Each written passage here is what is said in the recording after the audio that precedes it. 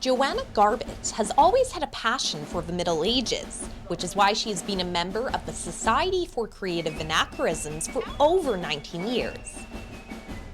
When I was a child, I was in a choir here in town and we traveled to Europe. The history kind of just sort of grabbed me and interested me, and I started reading up on medieval history because I thought it was interesting as a teenager. And then when I was in my late teens, me and one of my girlfriends went to a gathering of the clans, and there was the local branch, and it was fairly new. It was only a few years old, and I was like, I've read about this, I know about this, and they dress up in costumes, I want to do this. And that was it for me, and I was sold. I was like, it's a costume and it's an outlet for this nerdy, geeky passion that I have for the Middle Ages. I totally want to do it.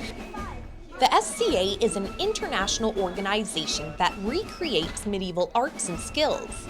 Prince George's branch, the Shire of Cold Keep, brings together people from all walks of life, eager to unleash their inner lord or lady in a way you don't normally see. An anachronism is something that is out of place in time. So we dress up obviously in medieval clothing or pre-1600s clothing, and we research areas of those times that interest us. So there'll be people that will research the great wars that happened, or people that research medicine or weaving or sewing. It's almost like a social anthropology because it's anything that people would have done to survive, people will research in order to sort of enrich their experience in the SCA. This hands-on approach to history has a way of pulling people in. The hands-on part of it is what keeps people coming back and what keeps people staying, because you always find something that interests you. Some people, they start and they're sort of kind of, well, yeah, this is fun and I like wearing a costume, but what am I going to do? And they'll find something, they'll decide, I'm going to look up a bunch of medieval recipes and make a medieval meal, and the next thing you know, they're completely hooked in. What also hooks into participants is transforming into a new persona. All SCA members build a character based around their interests.